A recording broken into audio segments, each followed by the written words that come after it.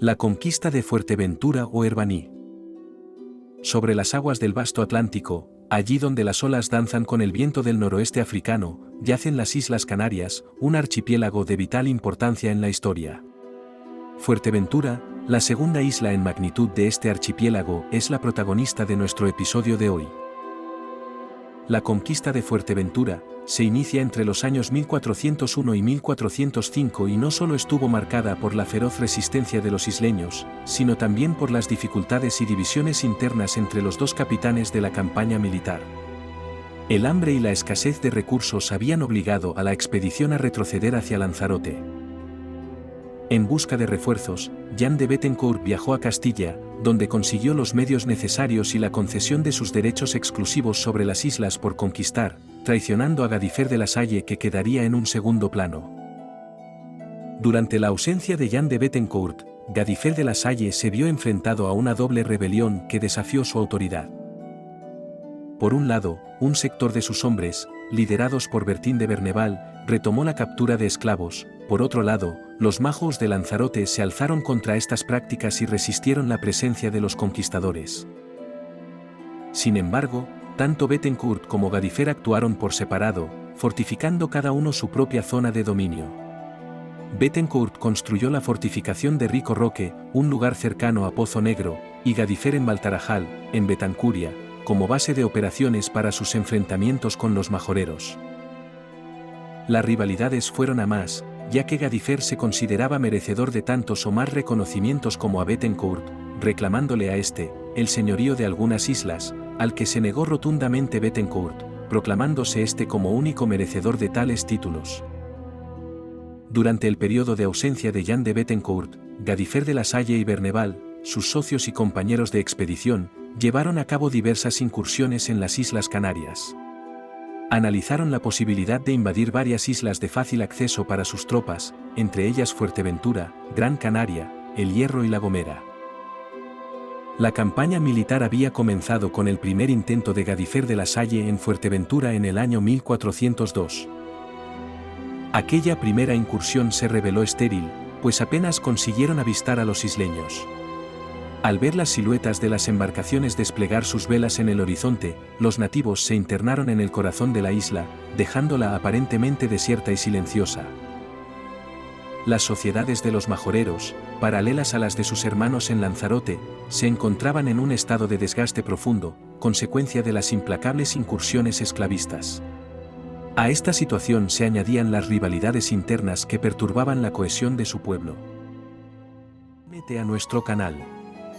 Divulga nuestra historia para que no se olvide. Comparte, da like, suscríbete y si puedes haz una donación. Juntos mantenemos viva nuestra historia, y recuerda, un pequeño acto es el comienzo de una gran historia. En la conquista, la isla de Fuerteventura o Herbaní en su nombre nativo, emergía como un territorio dividido, configurado por dos reinos distintos, el reino de Jandía al sur de la isla y el de Maxorata al norte. Esta partición se materializaba en la presencia de un muro enorme, una barrera que partía en dos la isla, de lado a lado por su parte menos ancha. Hoy en día pueden verse restos de este muro en el istmo de la pared. Estas rivalidades, surgidas a raíz del control de las fértiles tierras de pastoreo y el preciado ganado, elementos vitales que marcaban el ritmo y la esencia de la vida insular. Estos reinos, Maxorata y Jandía, gobernados por los monarcas Ayose y Guise respectivamente. Los conflictos y disputas tribales por el control de los territorios y el ganado eran una constante en la vida de los nativos. Cuenta la tradición oral esta historia que fue recogida por primera vez por Torriani y hasta nuestros días ha llegado la historia de Tibiabin y Tamonante. Cuando Guise y Ayose buscaron conocer su futuro, a la llegada de los conquistadores normandos en 1404, Tibiabin y Tamonante tuvieron un papel fundamental. Ambas mujeres, que habían anunciado que por la mar habían de venir cierta manera de gente, que la recogiesen, que aquellos les habían de decir lo que habían de hacer, amonestaron a los reyes de la isla Guise y Ayose para que tuvieran paz con los extranjeros. A pesar de su descontento con la profecía, los monarcas guardaron silencio y volvieron a sus dominios. Cuando las naves de Bethencourt y La Salle rompieron la serenidad de Fuerteventura, la isla vibró de tumulto. Avivados por la codicia, desgarraron su paz. Pero los isleños, desafiantes, arrancaron victorias inesperadas contra los invasores. Pese a los éxitos iniciales, la fortuna de Gizeh y Ayose se desvaneció, y cediendo a las profecías, capitularon ante los invasores. Capturados, estos señores adoptaron el bautismo y sus nuevos nombres, Luis y Alfonso. Con Tibiábin, que también recibió tierras de los conquistadores, se esbozaba un futuro prometedor para la isla de Fuerteventura. Contrariamente a la promesa de prosperidad, los europeos despojaron la dignidad de los isleños, encadenándolos y vendiéndolos, y forzándolos a pelear en otras tierras. La época señorial arraigó en Betancuria, sembrando un ambiente de temor. Tibiábin y Tamonante, antes videntes de felicidad, se convirtieron en el blanco de su propia gente. Según algunas narraciones, Tibiábin fue la primera en aceptar el bautismo. Sin embargo, hay ecos de una historia que cuenta cómo, años después, piratas la secuestraron a ella y a otros desde la serenidad de la playa.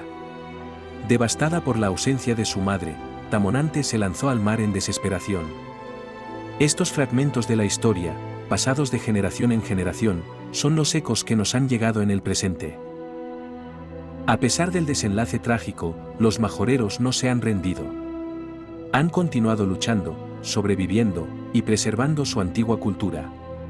Hoy, siguen vivas sus tradiciones y costumbres, desde su peculiar relación con el agua, lo que se conoce como la cultura del agua, hasta las tradicionales capturas de cabras salvajes o apañadas. La persistencia de palabras, nombres y lugares con raíces nativas majoreras, habla de la resiliente adaptación de sus habitantes a los tiempos que cambian.